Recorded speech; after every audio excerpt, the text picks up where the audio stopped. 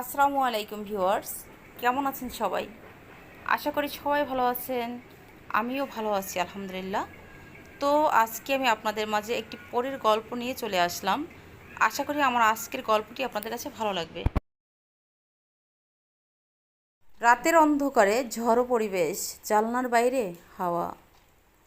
এক রাতে আমার ঘুম ভেঙে গেল। বাইরে ঝড় বইছে, জানলার কাচ যেন কাঁপছিল আতঙ্কে। আবার চোখ বন্ধ করতেই হঠাৎ আমি এক অদ্ভুত জায়গায় চলে গেলাম। জোনাকের আলোয় আলোকিত জঙ্গল, স্বপ্নময় পরিবেশ, চারপাশে নীল আলো বাতাসে ভেসে বেড়াচ্ছে। ছোট ছোট আলো জোনাকির মতো, আর আমি একা দাঁড়িয়ে আছি সেই জায়গায়। একটু দূরে তাকাতেই দেখতে পেলাম একটা নদীর ধারে কয়েকটা নৌকা আছে বাঁধা। নদীর এমন একটা সুন্দর দৃশ্য দেখে আমি সামনে আগাতে লাগলাম। সামনে আসতে আসতেই দেখা যাচ্ছে নদীর ধারে বসে আছে খুব সুন্দর একটি পরী। না, আমি পরীটাকে এই অবস্থায় দেখে তার দিকে আরও এগিয়ে এসেছি। আমি কাছে আসতেই সে চুপচাপ আঙুল তুলে নদীর পানির দিকে দেখালো। সে ইশারায় বোঝাতে চাইল নদীতে কিছু একটা যেন তাকে আটকে রেখেছে।